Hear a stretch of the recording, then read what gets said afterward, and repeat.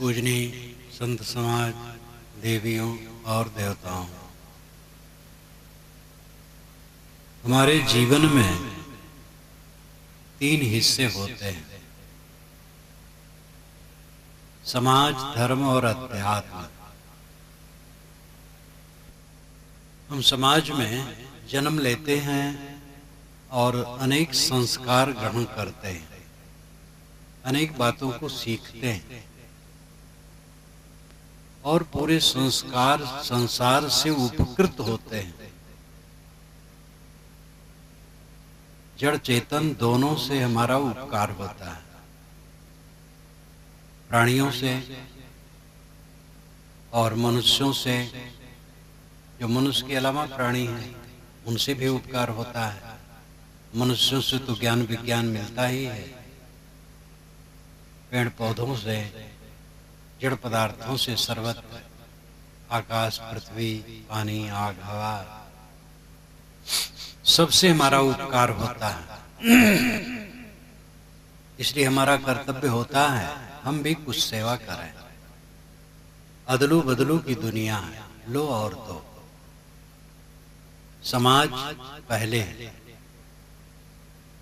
समाज मनुष्यों के समूह को कहते हैं और मनुष्यों से हट करके प्राणियों के समूह को समझ कहते हैं। विद्वानों ने अन्य प्राणियों के समूह को समझ कहा और मनुष्य के समूह को समाज कहा। मनुष्य में ज्ञान विज्ञान का विकास है, अन्य प्राणियों में प्राकृतिक ज्ञान विज्ञान जितना है उतना है। पेट भर लेना, संतान पैदा कर लेना, उनको पाल पोस लेना, स्वाभाविक गुण अन्य जानवरों में है उतने रहता है। मनुष्य में विकास का क्षेत्र है।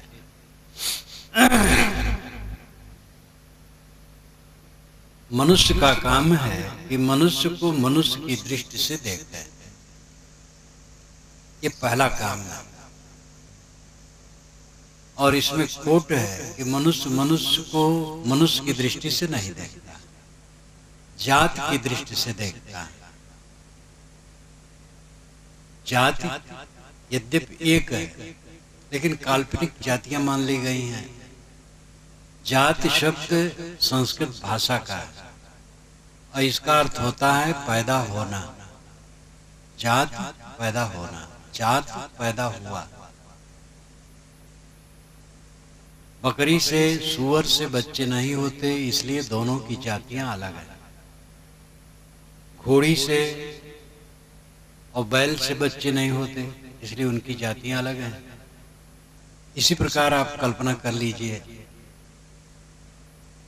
लेकिन इस भूमंडल के किसी कोने के नर और किसी कोने के नारी से बच्चे होते हैं। इसलिए मनुष्यों में 2 जाति नहीं, एक जाति। जहां तक काला गोरा का प्रश्न है, ये जलवायु के कारण है। कश्मीर के सभी लोग गोरे होते हैं, मद्रास के लोग प्राय काले होते हैं। यूरोपाग, मंगोलाब, निग्रोसम 3 महाप्रजातियां समाजशास्त्रियों ने मानी है। यूरोपाग गोरे रंग ले करके जो होते हैं उनको कहते हैं। भारत के लोग यूरोपाग में आते हैं और जो काले होते हैं उनको निग्रोसम कहते हैं और जो लाल लेकर के होते हैं मंगोलाब। लेकिन ये जलवायु के कारण है, इनमें भी परस्पर बच्चे होते हैं। इसलिए मौलिक रूप में मानव की एक जाति, 2 जाति नहीं। और आदमी इसको नहीं समझता है। भेदभाव की भावना बहुत बढ़ गई।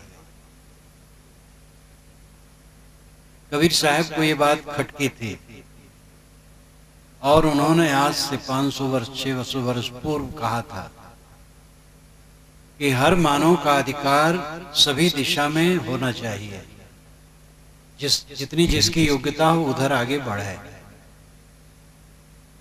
और किसी को कोई अछूत न कहे। छूत और अछूत का आधार है पवित्रता अपवित्रता। कोई भी पवित्र है, आचरण पवित्र है, कर्म पवित्र है, वो अछूत नहीं है। आचरण कर्म अपवित्र हैं तो अछूत है, लेकिन फिर पवित्र हो जाए तो अछूत नहीं है। एक ही आदमी टट्टी घर से निकला है, अछूत है, स्नान कर लिया, अछूत नहीं है। छूत का आधार आचार है, जन्म नहीं। ऊंच नीच का आधार कर्म है, जन्म नहीं। ये बिल्कुल उज्जवल पक्ष है, इसको समझना चाहिए। कबीर साहब ने आज से 500-600 वर्ष पूर्व इसकी घोषणा की थी। भारत आजाद होने पर वो कानून के रूप में आ गया। लोकसभा भवन और विधानसभा भवन में चाहे बैठे हों वर्ण व्यवस्था के पक्षधर,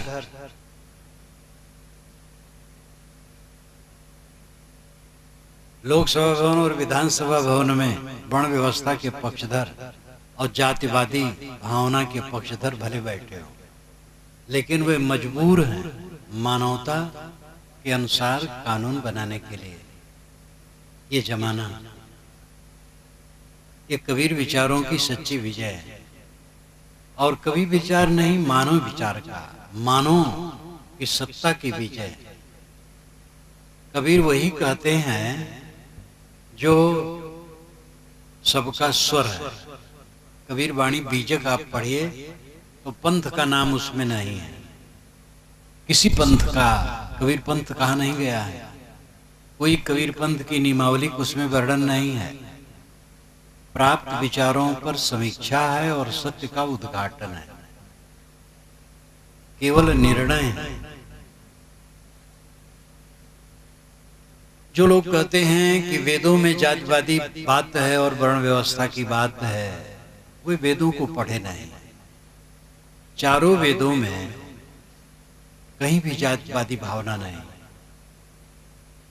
मनुर्भो जनया दिव्यम जन्म, ये वेद का वचन है। मनुष्य बनो और दिव्य जन समाज पैदा करो। चारों वेदों में छुआछूत की बात कहीं नहीं लिखी है। और जन्म से कोई ऊंच नीच होता है, चारों वेदों में कहीं नहीं। कबीर साहब तो कहते ही हैं, एक त्वचा हाड़ मलमूत्रा, एक रुधिर एक कूदा, एक बूंद से सृष्टि रची है, को ब्राह्मण को शूद्रा। रजोगुण ब्रह्मा तमोगुण शंकर, सतोगुणी हरि होई, कहें कबीर राम रम रहिए, हिंदू तुरुक न कोई। सबके शरीर में वही हाड़ मांस चाम है और सबके अंदर में आत्मा एक समान है। कौन छोटा बड़ा? जो अपने को मानते हम बड़ी जाति के हैं, बड़े वर्ण के हैं, क्या उनको ये पता है कि पिछले जन्मों में जिसको छोटी जाति कहते हैं उनमें नहीं जन्मे हैं? और क्या ये पता है कि उनके 7 पीढ़ी से भी और पहले के लोग सब शुद्ध रक्त की प्रामाणिकता दे सकते हैं? ये कोई पता नहीं। इसलिए मिथ्या दंभ कि हम जन्म से ऊंचे हैं, बेकार की बात है। बृहदारण्यक उपनिषद के आखिर में 50 ऋषियों से अधिक ऋषियों का नाम है जिनकी माताओं का पता है, पिताओं का नहीं। ये मातृ सत्ताक वंश का अंश है।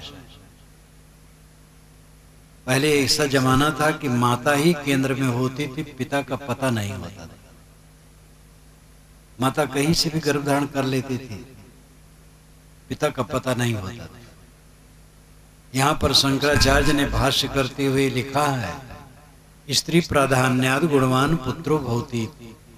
स्त्री की प्रधानता से गुणवान पुत्र पैदा होते हैं। तो जाति छोटी बड़ी, छूत अछूत की कल्पना मनुष्यता के साथ घोर अपराध है। आप किसी की जात पूछ करके तब उसकी कीमत माने, ये पाप है। मनुष्य बस बहुत है। किसी मनुष्य से जात मत पूछो, आप किस जात के हैं, किस दूध के हैं, कौन लोग हो भैया। मनुष्य हैं और कौन लोग हैं। विवाह शादी करना हो तो पूछ लो। अगर आप अंतरजातीय शादी नहीं करते हैं तो विवाह पूछ करके शादी करो। और अंतरजाती करते हैं तो भी पूछने की जरूरत नहीं। आजकल अंतरजाती बहुत हो रहा है। अंतरजाती करना चाहिए नहीं करना चाहिए आप लोग जाने, इसमें मेरा कोई पक्ष नहीं। लेकिन अगर अंतरजातीय शादी नहीं करते हैं तो जात पूछ लें विवाह के समय, बाकी समय पूछने की क्या जरूरत है। खाना पानी करना है तो आचार विचार देख लीजिए। जिनको आप बड़ी जाति के मानते हैं उनमें भी अशुद्धियां हैं, जिनको आप छोटी जाति के मानते हैं उनमें भी अशुद्धियां हैं। इसलिए आचार विचार को देखिए। तलवार से किसी का गला काट देना पाप है, और किसी के मन में ये बैठा देना कि तुम जन्म से नीच हो, महापाप। ये महापाप का काम मनुष्य ने किया है। कल्पना करें, जिनको हम नीच जाति के कहते हैं उनमें जन्मे होते तो हम क्या चाहते। यही चाहते कि हमारे साथ लोग आदर का व्यवहार करें, तो हमें दूसरे के साथ आदर का व्यवहार करना चाहिए।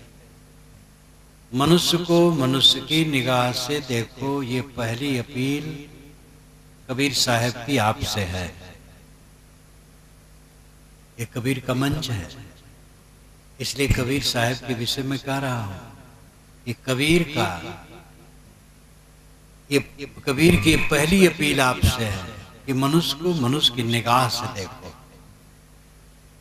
जात की निगाह से न देखो। और जाति अगर है तो मनुष्य और कुछ नहीं। वर्ण काल्पनिक है जो बनाए गए हैं, पीछे से बनाया गया। वैदिक युग में वर्ण व्यवस्था नहीं थी, पीछे बनाया गया। और पीछे बनाया गया वो बहुत तरल थी। ब्राह्मण क्षत्रिय वैश्य शूद्र एक दूसरे में हो जाते थे, पीछे कठोर होते होते बहुत विकृत हो गया। आज के युग में कम से कम ये ध्यान रखना चाहिए कि मनुष्य मनुष्य है। पंडित कहते हैं कि वेद में स्त्रियों का और शूद्रों का अधिकार नहीं है, लेकिन चारों वेदों में एक लाइन कहीं नहीं है जिसमें लिखा हो कि स्त्री और शूद्र का अधिकार वेदों में नहीं है। चारों वेदों में एक लाइन नहीं है।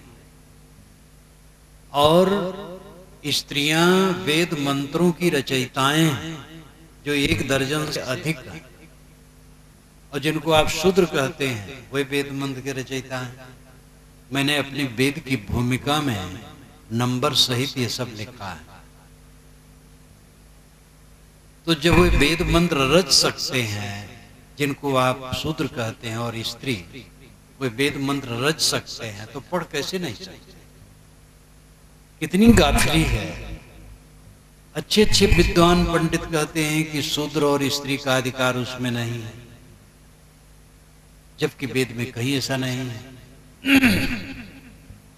उपनिषद कालीन गार्गी मैत्री ये स्त्रियां हैं जो ब्रह्मवादिनी हैं। इन सब बातों से जगने की जरूरत है।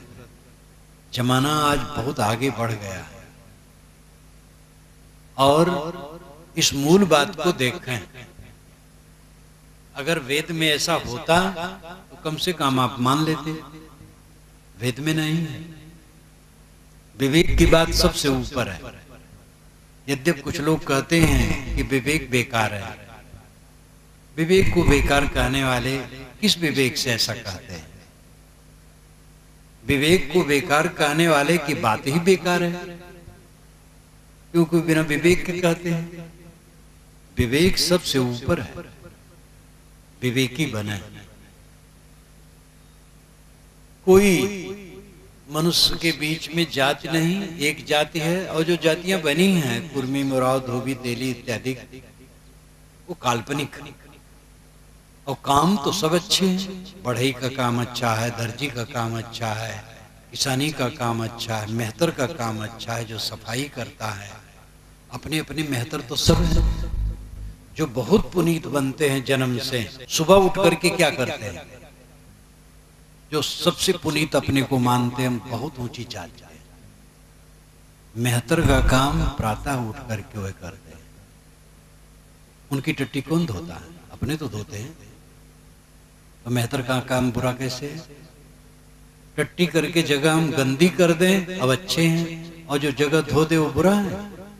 इतनी समझ आज तक नहीं हुई है। कपड़े की जरूरत है, चौराहा बुरा कैसे है? तेल आप खाते हैं, तेली खराब कैसे है? कितना अंधविश्वास है। तेली को देखना अशुभ है, तो तेल को खाना तो महाअशुभ है। रोज तेल खाते हो, सिर में तेल लगाते हो, तेली को बदनाम करते हैं। ये अकल है?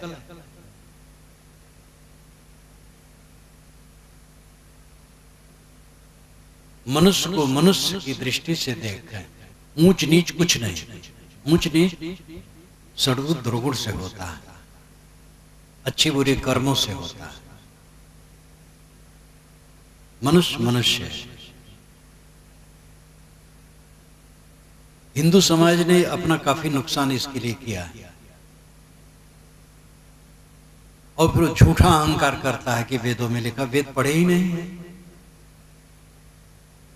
और अगर बड़े गुरुओं का नाम लेते हुए वेद पढ़े कहते हैं तो झूठ कहते हैं। अगर कोई गुरु पंडित कहता वेद में लिखा है तो बतावे कौन मंत्र में लिखा है।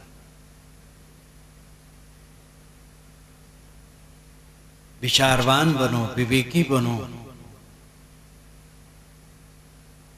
जात पात को मान करके अपने को बड़ा, दूसरे को छोटा मानना पाप है, अपराधी नहीं है, पाप है। सब मनुष्य, सब प्यारे मनुष्य हैं। सबके प्रति प्रेम का भाव प्रकट करो, और सभी काम जिसमें हिंसा न हो, निरपराध को पीड़ा न दिया जाए, किसी के धन का अपहरण न किया जाए, और जितने व्यवसाय और धंधे हैं इसके अलावा सब बढ़िया, और जिसका जो योग्यता हो करे। धर्म दूसरा स्तर है। धर्म और मजहब को हम एक में मिला देते हैं। मजहब संप्रदाय ये बनते हैं और बिगड़ते हैं। धर्म बनता बिगड़ता नहीं। लोग मजहब संप्रदाय को धर्म कहने लगते हैं, वहीं गड़बड़ा जाता है। 1427 वर्षों से इस्लाम में, 2000 वर्षों से ईसाइयत है, 2000 वर्षों से बौद्ध मत है, जैन इससे पुराना है। लेकिन जैनों का भी साहित्य ईसा के बाद बना। महावीर स्वामी के सामने जैन साहित्य का एक पर्चा नहीं था। महावीर स्वामी के निधन के 1000 वर्ष बाद 32 आगम ग्रंथ अर्धमागधी में बने। ईसा के बाद हिंदू शब्द वेदों में नहीं है, वैदिक साहित्य में नहीं है, रामायण महाभारत में नहीं है, पुराणों में। ईरान के लोगों ने सिंध को हिंद कहा, और इस देश को हिंद देश, यहाँ के लोगों को हिंदू। तब से हिंदू शब्द का प्रचलन हुआ। ये भी 2000 वर्षों से प्रचलन है। हिंदू धर्म नहीं है, हिंदू समाज। कुछ लोग कहते हैं मुसलमानों ने हिंदू कहा हम लोगों को, और हिंदू का मतलब कुली, हिंदू का मतलब हीन, और हमारी गलती जो हमने स्वीकार ली। ऐसा कहने वाले इतिहास को नहीं जानते। इस्लाम के जन्म के 1000 वर्ष पूर्व से ही हिंदू शब्द प्रचलित है, और किसी ने हीन भावना से इसको नहीं दिया है, आदर से दिया। भाषा का प्रभाव है। संस्कृत में और हिंदी में सा कहते हैं, फारसी में हा कहते हैं। उसी को सप्ताह हम लोग कहते हुए लोग हफ्ताह का। इसी प्रकार सिंध को उन्होंने हिंद कहा। ये भाषा का प्रभाव है, कोई द्वेष से उन्होंने नहीं कहा। जब सिकंदर आया, हमारे देश के कोने पर विजय किया और लौट गया, रास्ते में मर गया, तो उसने अपने सरदारों को छोड़ दिया। वे लोग इस देश को इंडिया कहने लगे। सिंध नदी को उन्होंने इंडस कहा और इस देश को इंडिया। और वो यूनानी थे। यूनान का दर्शन और ज्ञान पूरी दुनिया में फैला, तो इंडिया पूरी दुनिया के लोग कहने लगे। ईरान वालों ने हिंदू शब्द दिया, यूनान वालों ने इंडियन शब्द दिया। ये दोनों शब्द भारतीय भाषा के नहीं। इस्लाम संप्रदाय है, जैन संप्रदाय है, बौद्ध संप्रदाय है, हिंदू संप्रदाय नहीं। हिंदू समाज उसमें बहुत संप्रदाय है, लेकिन धर्म ये सबसे ऊपर है, उस सब में व्याप्त है। धर्म अलग चीज है। धर्म है संयम और शील। इस्लाम का एक रूपरेखा है, उसको न मानने वाला इस्लामी नहीं कहा जाएगा। और जैनों का, बौद्धों का और हिंदुओं में विविध मतांतरों का अपनी उनकी रूपरेखा है, और उसको न मानने से वो नहीं कहा जाएगा। लेकिन धर्म मानने की बात नहीं है, वो जीवन की बात है। संयम और शील, अपने पर संयम करो और दूसरे के लिए शील का बर्ताव करो। कोई नमाज न पढ़े, कुरान को न माने, हजरत मोहम्मद को न माने, तो मुसलमान नहीं। इसी प्रकार त्रिपिटक को न माने, तथागत बुद्ध को न माने, तो बौद्ध नहीं। इसी प्रकार जैनों का, इसी प्रकार हिंदुओं की विविध शाखाओं का। लेकिन धर्म में बात नहीं है। धर्म में अमुक व्यक्ति को मानने की बात नहीं है, अमुक किताब को मानने की बात नहीं है। धर्म को संयम और शील से चलने की बात है।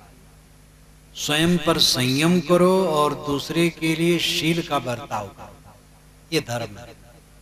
ये सनातन है, सदा से है, नित्य है और सदा रहेगा। जो अपने पर जितना संयम करेगा, दूसरे के साथ शील का बर्ताव करेगा। अपने पर संयम नहीं करेगा तो दूसरे के साथ शील का बर्ताव नहीं करेगा। संयम, परहेजगारी,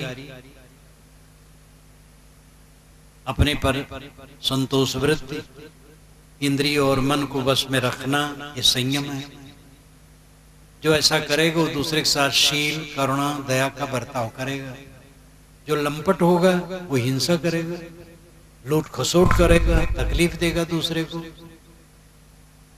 संयम और शील ये धर्म है। इसमें नमाज की बात नहीं है, प्रार्थना की बात नहीं है, वेद पाठ, कुरान पाठ की बात नहीं है, इसमें बाइबल का पाठ की बात नहीं है, राम और कृष्ण को मानो कि अमुक को मानो बात नहीं है। संयम और शील सनातन है, और बाकी चीजें तो बीच की हैं। सारी पुस्तकें दुनिया के बीच में बनी है, सारे महापुरुष बीच में जन्मे हैं, उनके नाम बीच में आए हैं। अल्लाह, राम, खुदा, गॉड, ये सारे शब्द मनुष्यों के बनाए हैं। सत्ता नित्य है, लेकिन शब्द तो मनुष्य बनाता है। गॉड जो दुनिया भर में प्रचलित है, अभी 600-700-800 वर्षों से प्रचलित है, पहले नहीं था। तो नाम तो मनुष्य बनाता है, रूप मनुष्य गढ़ता है, नियम बनाता है, सिस्टम बनाता है, फिर बदलता है और कुछ का कुछ हो जाता है। सारे मजहबों और संप्रदायों में परिवर्तन आया है, परिवर्तन आएगा, आगे भी आएगा। लेकिन संयम और शील में कोई परिवर्तन नहीं।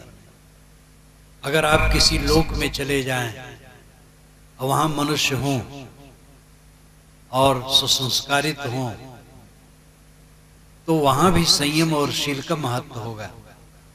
किसी दूसरे लोक में आप चले जाएं तो न वहां वेद होगा, न बाइबल होगी, न कुरान होगा, न जिंदा बेचता होगा, न गुरबाणी होगी, न कबीरबाणी होगी, न रामायण गीता होंगे, न राम रहीम कहने वाला होगा, न यहाँ का कोई देवी देवता होगा। अपने ढंग से उनका कुछ होगा। और जो शाश्वत मूल्य है वो संयम और शील वहां भी होगा। आप राम कहते हैं कि रहीम कहते हैं, इसका महत्व नहीं है। संयम और शील जीवन में कितना है, इसका महत्व है।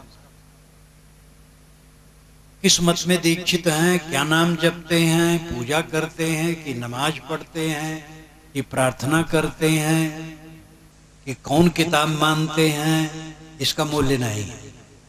कितना संयम से रहते हैं, कितनी परहेजगारी से रहते हैं, और कितना दूसरे के साथ मनुष्यता का बर्ताव, दया का बर्ताव करते हैं, इसका महत्व है। ये धर्म है। धर्म और मजहब को एक में मिला देते हैं लोग। नाना धर्म है कहते हैं, नाना धर्म नहीं है, धर्म एक है। नाना मजहब है, नाना संप्रदाय है, नाना धर्म नहीं है, धर्म एक है। पानी का धर्म शीतल है, आग का धर्म गर्म है, वायु का धर्म कोमल है, पृथ्वी का धर्म कठोर है, आत्मा का धर्म ज्ञान है। हर आत्मा दुख नहीं चाहता है, तो दुख देना धर्म के विरुद्ध है। जो हम अपने लिए नहीं चाहते दूसरे के लिए ना करें, यही धर्म है। जो हम अपने लिए चाहते वही दूसरे के लिए करें, यही धर्म है। धर्म मजहब नहीं है। मजहब में उसको मत बांधो। मजहब बनते हैं, बिगड़ते हैं, स्थिर नहीं रहते हैं। इनमें परिवर्तन होता है और पता नहीं क्या क्या हो जाता है, लेकिन धर्म नित्य स्थिर रहता है।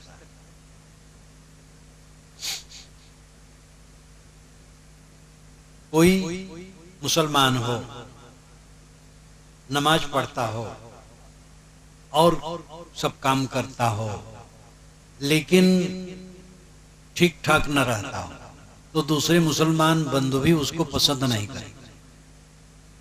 लेकिन एक हिंदू है, सदाचारी है, ईमानदार है, तो पसंद करेंगे। एक हिंदू है और राम राम कहता है, पूजा पाठ करता है, वेद पाठ करता है, लेकिन वो ईमानदार नहीं है, तो हिंदू उसको पसंद नहीं करेंगे। एक मुसलमान ईमानदार है, उसको पसंद करेंगे। कहीं भी देख लीजिए, मजहब पसंद नहीं लोग करेंगे, आचरण पसंद करेंगे। संप्रदाय से आदमी श्रेष्ठ नहीं होता है, पवित्र आचरण से श्रेष्ठ होता है। और पवित्र आचरण इसमें आ जाता है, संयम और शील में। जो अपने पर संयम करेगा, दूसरे के साथ शील का बर्ताव करेगा, उसमें सारे सद्गुण आ जाएंगे। ये सूत्र है संयम और शील। इसकी शाखाएं क्षमा, दया, समता, संतोष, शांत, ज्ञान, भक्ति, वैराग्य, सारे सद्गुण इसमें आ जाते हैं। मजहबों के बीच में है कि हमारा जो संप्रदाय वाला है वही मोक्ष और स्वर्ग पाएगा, दूसरा नहीं पाएगा। जैसे जातिवादी भावनाओं में है कि मेरी जाति बड़ी, आपकी छोटी, वैसे संप्रदायों की लीला है। हमारा संप्रदाय बड़ा, आपका छोटा। मोक्ष और स्वर्ग हमारे संप्रदाय से होने वाला है, दूसरे से नहीं। ये कठहुज्जती सभी मजहब और संप्रदाय वाले करते हैं। ये दादागिरी, दूसरों को डाउन करने की चेष्टा और अपने लोगों को मिथ्या बढ़ावा देना।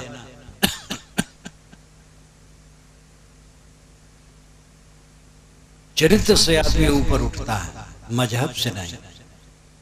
एक ही संप्रदाय में अनेक प्रकार के लोग हैं, उस सब का कल्याण कैसे हो जाएगा?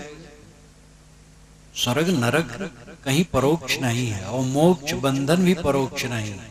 मन की मलिनता नरक है, मन की स्वच्छता स्वर्ग है। मोह बंधन है, निर्मोह होना मोक्ष है। ये व्यक्तिगत विषय है। कोई संप्रदाय का संप्रदाय स्वर्ग में नहीं जाता है और नरक में नहीं जाता है। मजहब का मजहब मुक्त नहीं होता है, वो बंधन में नहीं रहता है। मजहब संप्रदाय तो मनुष्य के बनाए हैं। एक साथ रह करके एक ढंग से उपासना करना उसकी विशेषता है। जमीन नित्य है, सड़कें और मेड़े अनित्य हैं। धर्म नित्य है, संप्रदाय और मजहब अनित्य है। जितने संप्रदाय आज धरती तल पर चल रहे हैं 2500 वर्ष के अंदर के, उसके पहले वाले सब बदल गए हैं। और 2500 वर्ष के अंदर के जो हैं इनमें भी बहुत अंतर आया है। आप वैदिक परंपरा को लीजिए, वैदिक काल का समाज फिल्मा करके रखा गया होता। अब आज आप टीवी के पर्दे पर देखते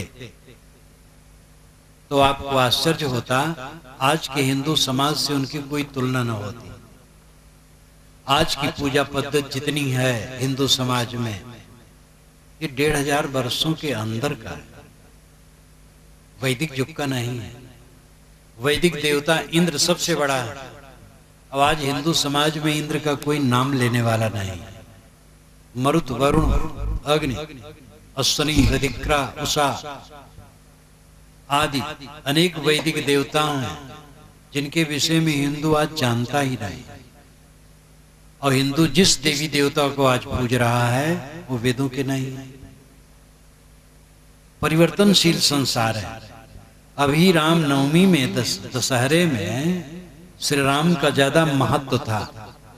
अब दुर्गा जी उनको किनारे कर रही है, दुर्गा की महिमा बढ़ रही है।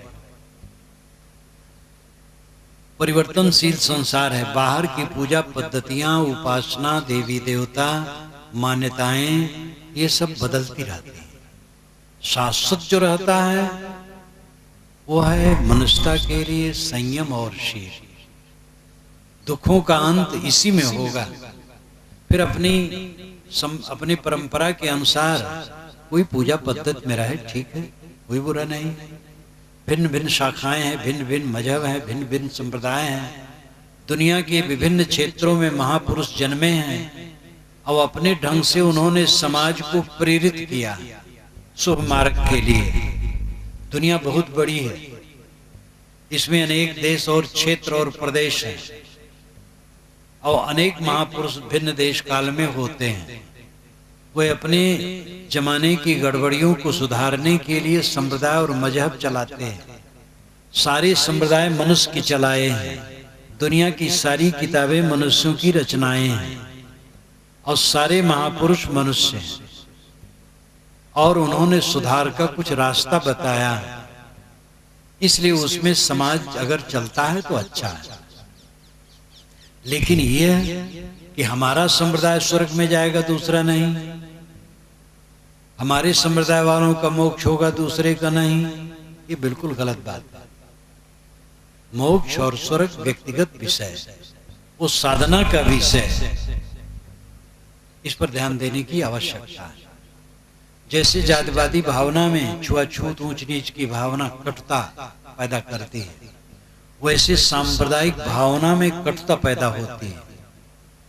ये कहना तुम नास्तिक हो, काफिर हो, नापाक हो किसी समूह को, ये मनुष्यता के विरुद्ध है। कोई दुनिया में नास्तिक नहीं। नास्तिक उसे कहना चाहिए जो नैतिकता को न माने। चार चोर भी जब चोरी का माल बांटते हैं तब आपस में कहते भाई ईमानदारी से बांटना। चोरी का माल भी ईमानदारी से बांटने की जरूरत पड़ती है। तो चोरों में भी नैतिकता के बीज हैं और नैतिकता ही आस्तिकता है। इसलिए धर्म हम मजहब न समझें, संप्रदाय न समझें। संप्रदाय और मजहब ये देश काल सापेक्ष हैं। किसी देश काल में बनते हैं, बदलते हैं और लुप्त भी होते हैं। लेकिन धर्म न बनता है, न बदलता है, न लुप्त होता है, वो नित्य। उसकी सबकी आवश्यकता है। उसकी हर आदमी को सुख चाहिए, शांति चाहिए, वो संयम और शील से होगा।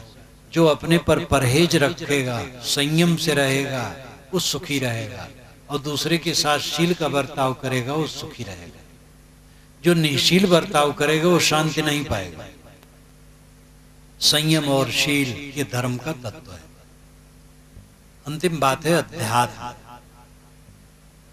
धर्म से चित्त शुद्ध होने के बाद तब अध्यात्म फलता है। अध्यात्म का अर्थ है आत्मा संबंधी।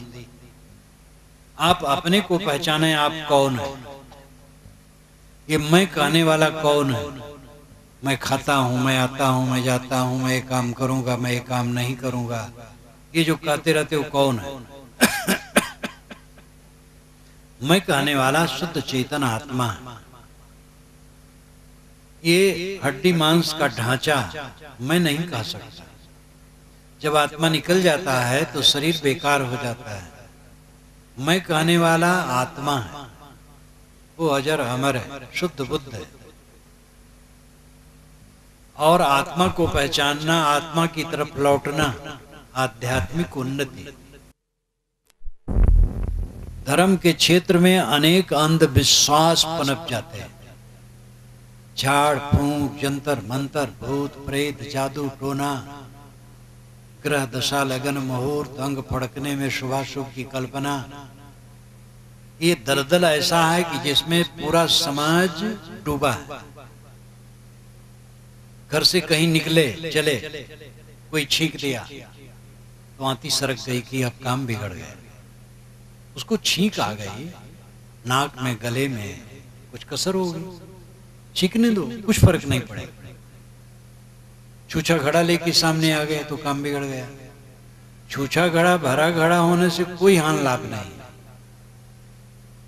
अंग फड़कता है, पुरुष का दायां और स्त्री का बायां तो शुभ है, और इसके उल्टे फर्क है तो अशुभ है।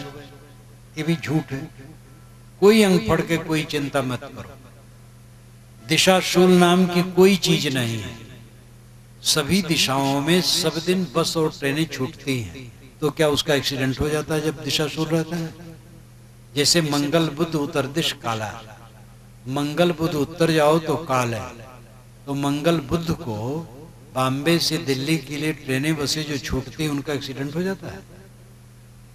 दिशाशूल झूठ, कुछ दिशाशूल नहीं।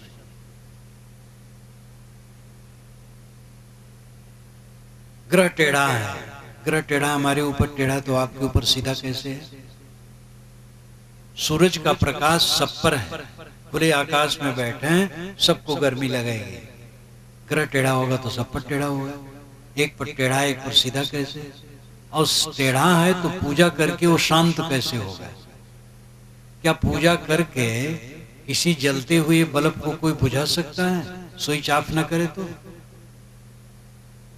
तो ग्रह कैसे पूजा करके शांत कर सकता है? ये धोखा है मनुष्य के साथ। कोई ग्रह टेढ़ा नहीं। फलित ज्योतिष अंधविश्वास से भरा है।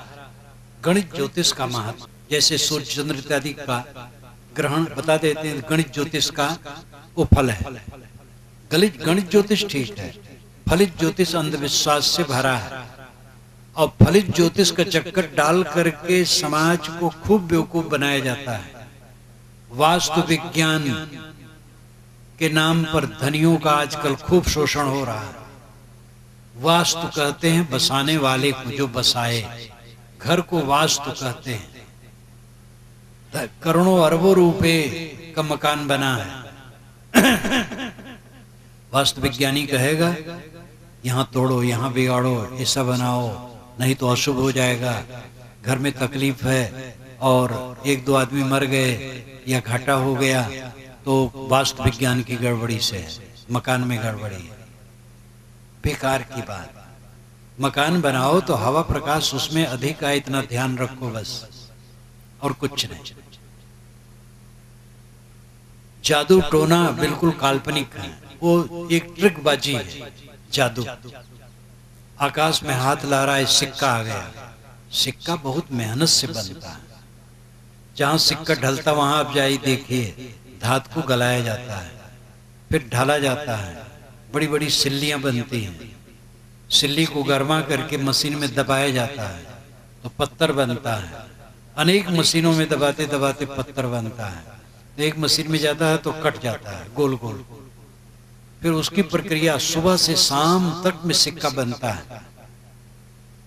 हाथ कोई आकाश में लहरा दे, सिक्का कैसे बन जाएगा? मिठाई कैसे आ जाएगी?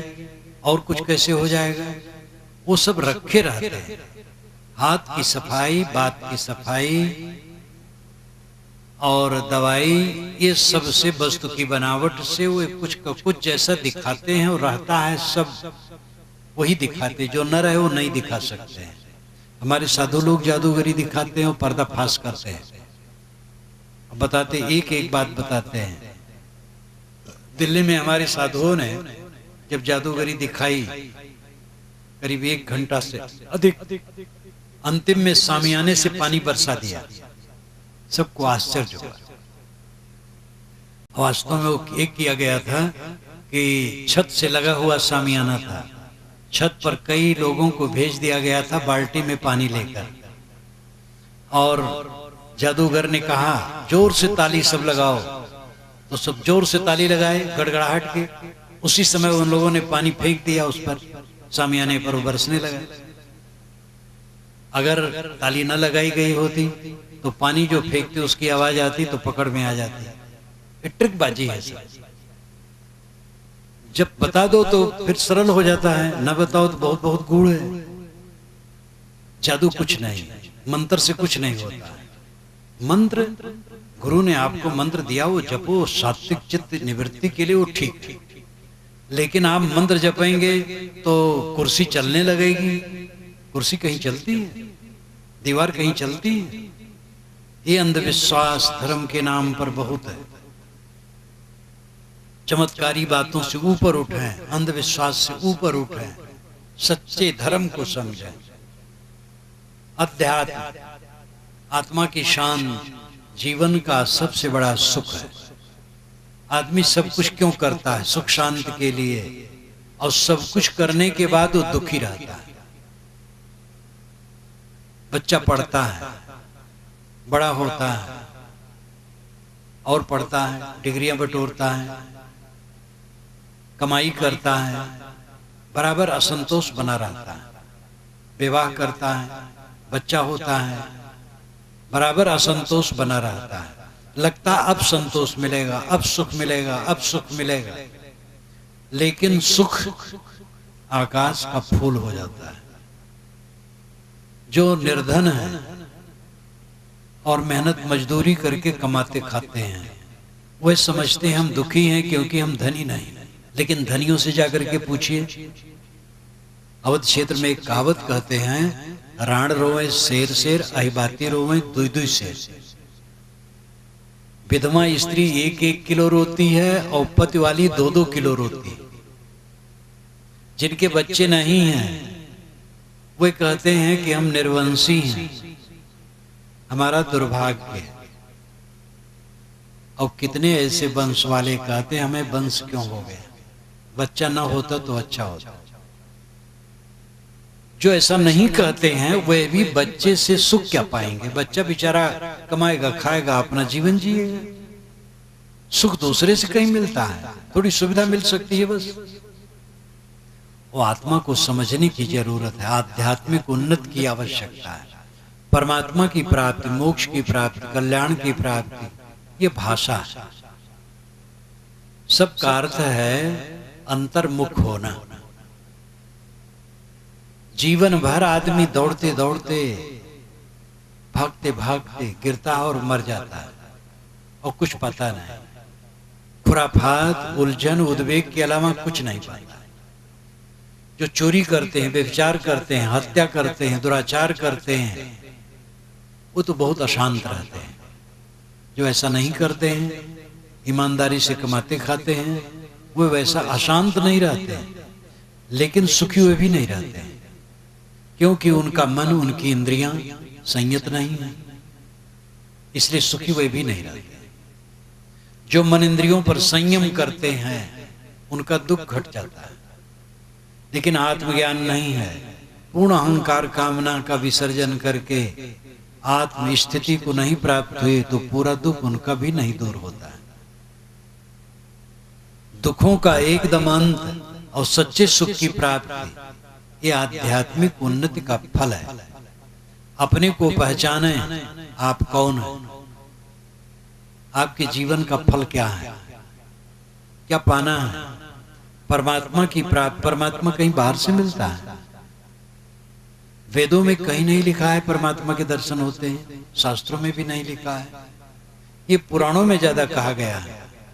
दर्शन जिसके होते हैं वो रूप होता है, और रूप पांचों विषयों में एक विषय है। शब्द, स्पर्श, रूप, रस, गंध, ये 5 विषयों में रूप एक विषय है। रूप जड़ है, रूप के दर्शन होते हैं, परमात्मा का दर्शन नहीं होता है, साक्षात्कार होता है।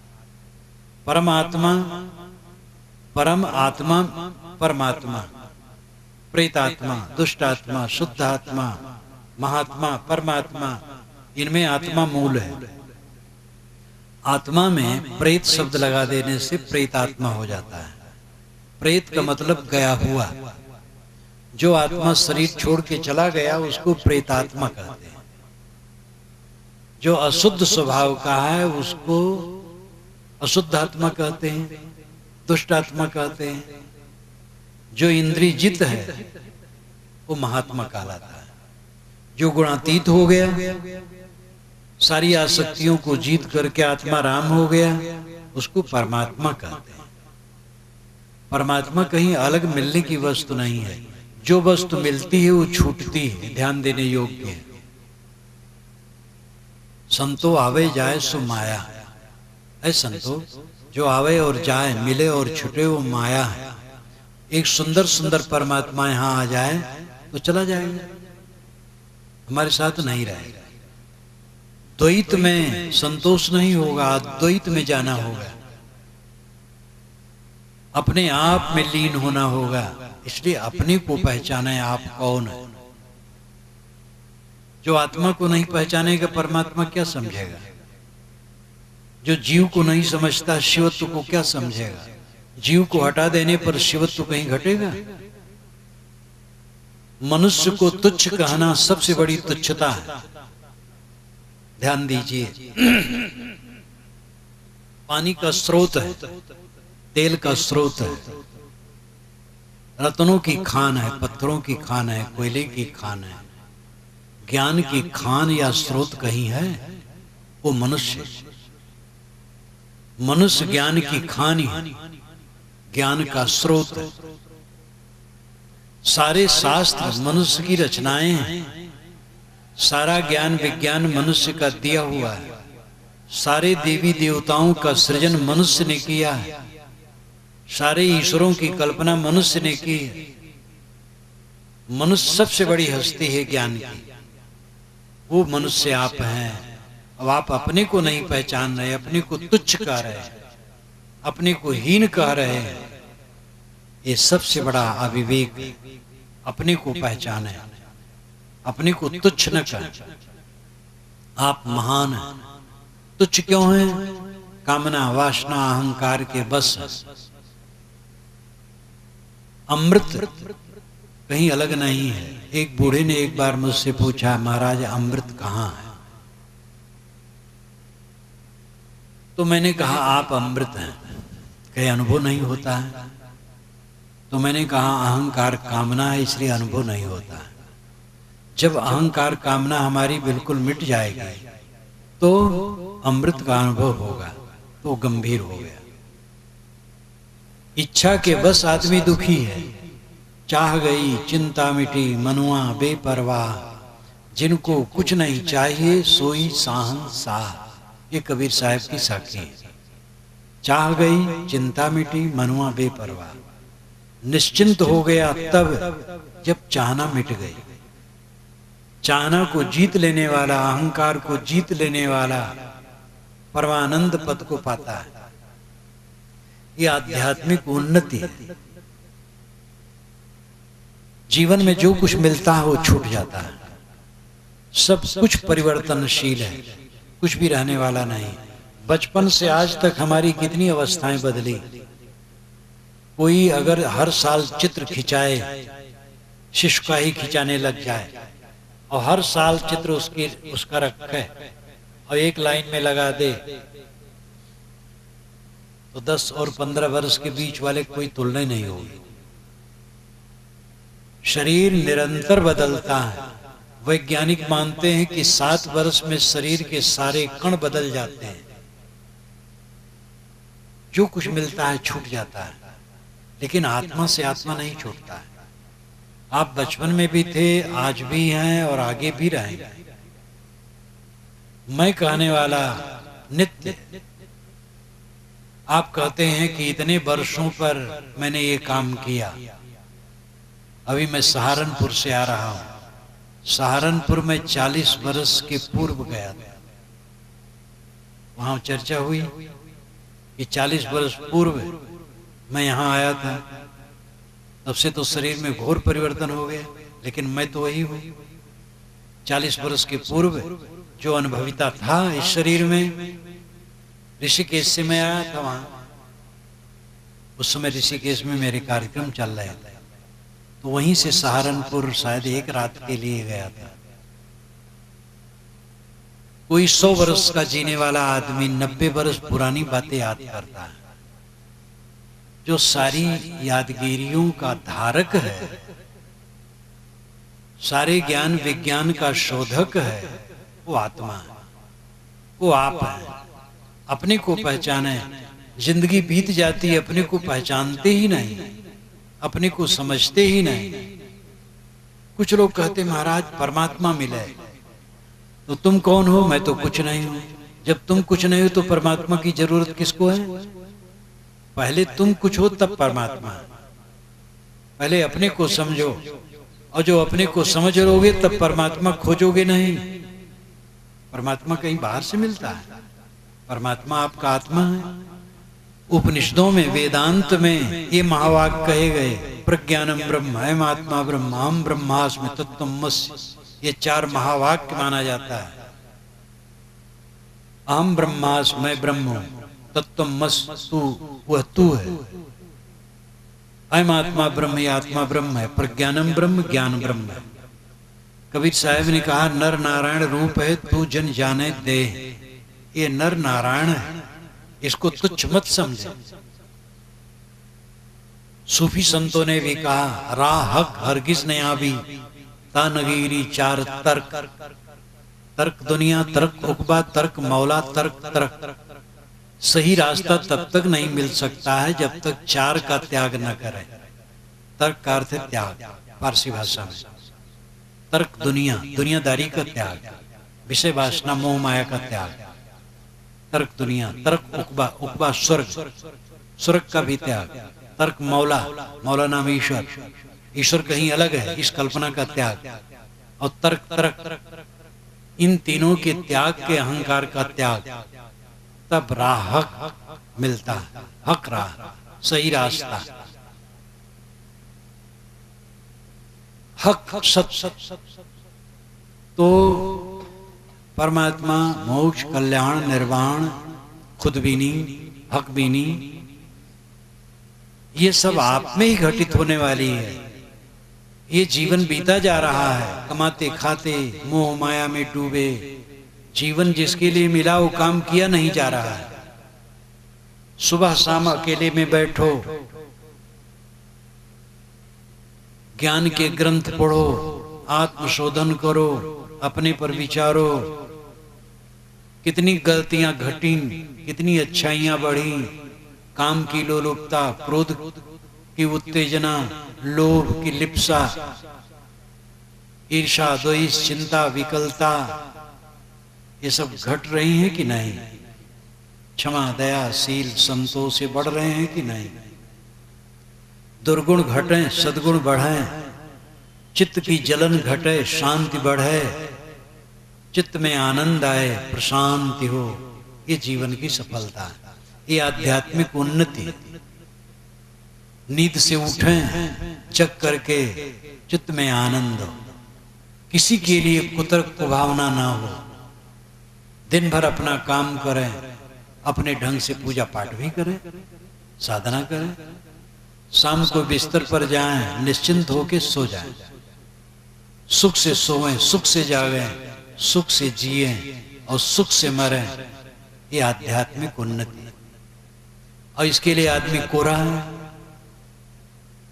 बस जीवन भर केवल धंधा, पेट पालना, भोग वासना, बाल बच्चे का पोषण, हाय तोबा, राग द्वेष, कलह कल्पना, बस इतने में जीवन बीत जाता है। धंधा भी करना पड़ेगा, खाना पीना पड़ेगा, बाल बच्चों का पालना पोषणा कर्तव्य है, लेकिन क्या अपने जीवन का कल्याण कर्तव्य नहीं है? सब कुछ किसके लिए है? सब कुछ आत्म कल्याण के लिए है। आत्म कल्याण नहीं किया तो सब करना बेकार है। इसलिए आध्यात्मिक उन्नति जीवन की परम उन्नति है। समाज, धर्म और अध्यात्म, आपसे मैंने शुरू में कहा था कि हमारे जीवन में ये तीन हैं। समाज में हम जन्म लेते हैं और बहुत कुछ पाते हैं, अच्छाइयां पाते, बुराई भी उससे पाते, सावधान रहना चाहिए। समाज के साथ हमारा कर्तव्य होना चाहिए कि हम उसकी सेवा करें। समाज से हम बहुत पाते हैं, हम भी समाज की सेवा करें और मनुष्यों में समता का भाव रखें। मनुष्य में दो भेद नहीं है, चाहे उनका नाम हिंदू हो, मुसलमान हो, ईसाई हो, यहूदी हो, ब्राह्मण हो, शूद्र हो, ये नाम तो काल्पनिक है, मानव एक है। मानवता में प्रेम, धर्म मजहब नहीं, शील संयम है। मजहब संप्रदाय बनते बिगड़ते हैं, धर्म जो संयमशील है वो नित्य स्थिर है, उस पर जोर दें।